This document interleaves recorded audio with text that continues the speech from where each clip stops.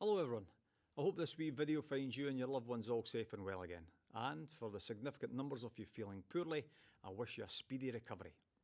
Now, as is often the case, it's a long video, and so I've subdivided it so you can scroll through to the bits that you're most interested in.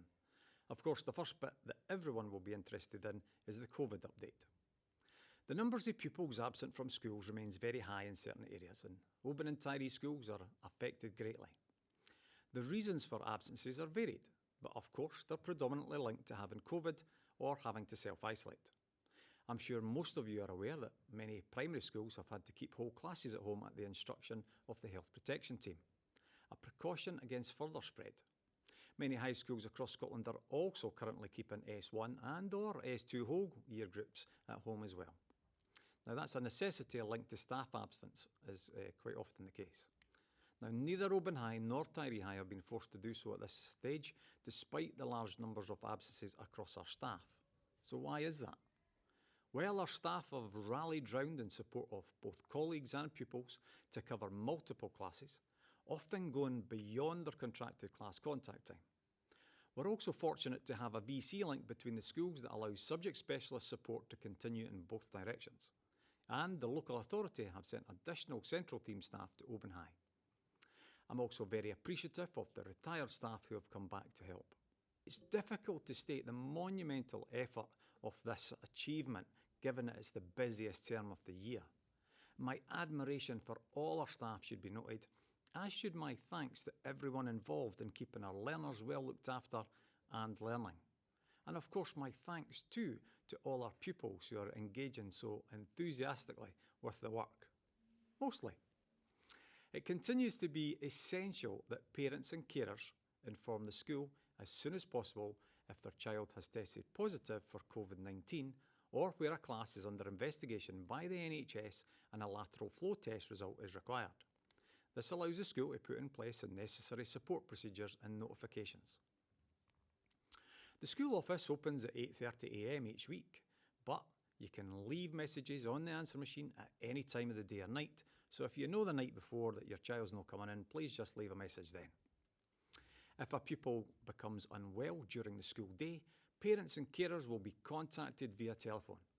And when it's necessary for a child to go home, it's vital that they're collected from school as soon as possible, particularly when that child is displaying COVID-19 symptoms. Now finally, there's a lot of talk about society opening up and that this is going to make things more difficult. And there's a fair chance of that. As long as the numbers remain high though, we'll continue to follow a cautious approach. The current guidance from the Scottish Government seems a sensible balance at this time. Advice that can be found online by Googling Scottish Schools COVID Guidance. So let me turn my attention to exam support now. A significant amount of planning has taken place over the last few weeks to help prepare and support senior pupils with their assessments and for preparing for the upcoming exams. We had an assembly explaining much of this in detail, and that can be viewed on our YouTube channel. We would like to ask that parents, carers and pupils keep a close eye on their emails, their texts, or the school app for parents. In fact, everybody please sign up for the school app for parents and get the notifications as soon as we post something. And on these communication methods, we will be sending out details of all the different supports on offer over the next month or so.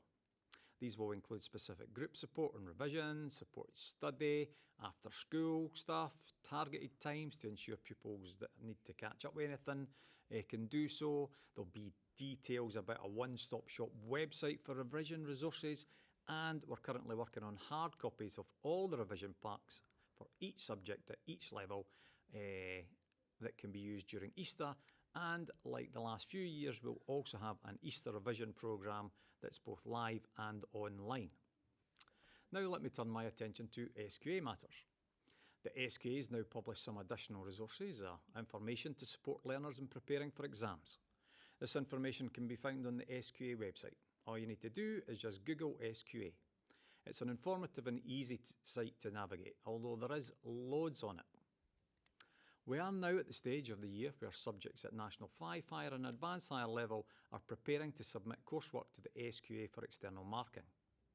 We also have a number of practical exams beginning to take place for certain subjects, such as music and practical cookery. It's important that pupils are aware of the deadline set by the departments and the dates and the times of practical assessments. If there are any issues with coursework, it's important that the relevant class teacher or guidance teacher is contacted in the first instance. Now, as you are aware, we issued reports with preparing for exam guidance this week. Please make sure that you've read the report and the support strategies with your child and contact us for support where it's required. You'll also find Robert Leadbeater's video quite useful, and that's on the YouTube channel as well. There's also a SQA booklet, Your Exams, which is due to be published by the SQA in the coming weeks. Please look out for that if you've linked into the SQA website yourself, but if not, we will send you out a reminder using the school app for parents or using a text. I was telling the youngsters in my recent assembly that we are currently firming up which teachers will be available to forgo some of their holiday to support our pupils across the Easter break. I also noted that between our own staff and the national online support offer paid for by the Scottish Government, that all courses would be covered. Easter study support, organised by eSchool, will run between April the 7th and the 14th, and it will consist of live interactive webinars delivered by experienced GTCS registered teachers. There are 66 courses on offer with a total of 80 webinar groups. Each group will meet for 3 separate webinar sessions. Last year there were over 15,000 webinar registrations and learners' evaluations were overwhelmingly positive, which is probably why they're paying the money and putting it all on again. So I would note though that the service is free to all learners. Registration is open for the month of March, and I would advise that there may be upper limits for registration numbers on some courses. So registration is going to be on a first come first served basis.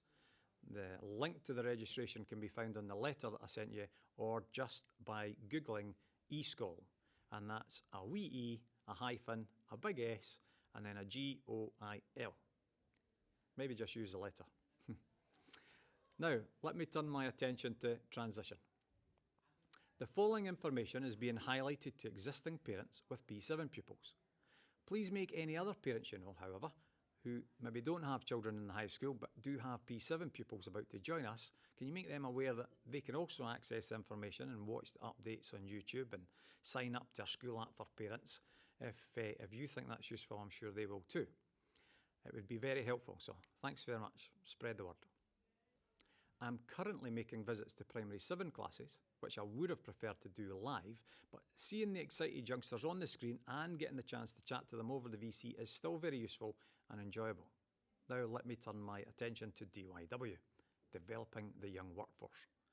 This week is Scottish Apprenticeship Week, and we have celebrated this in the school by promoting the different types of apprenticeships and the benefits of the apprenticeship scheme, the foundation apprenticeships, the modern apprenticeships and the full apprenticeships.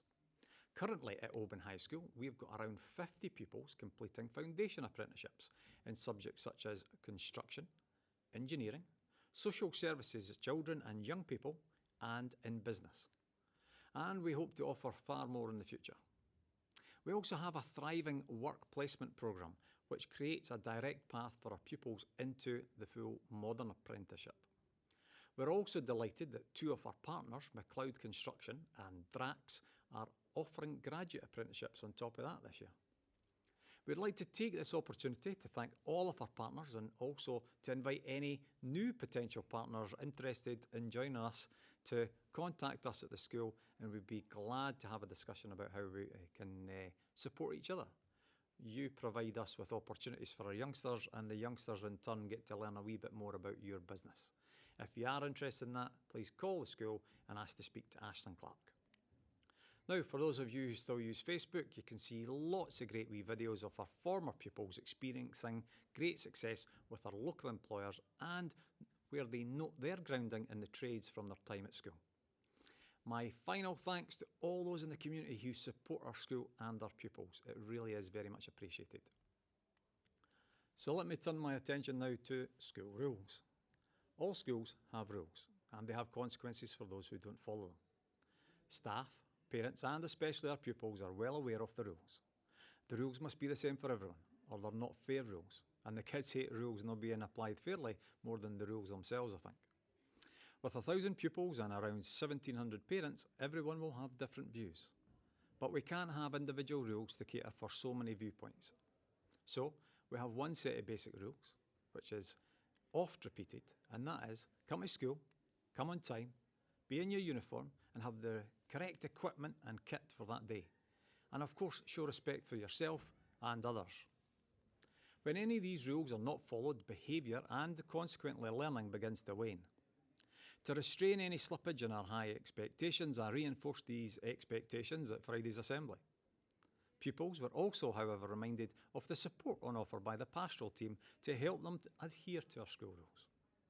Now, all rules must do this periodically. Throughout any school year, there's ebbs and flows in the level of adherence to a variety of rules and the levels of behaviour that's displayed.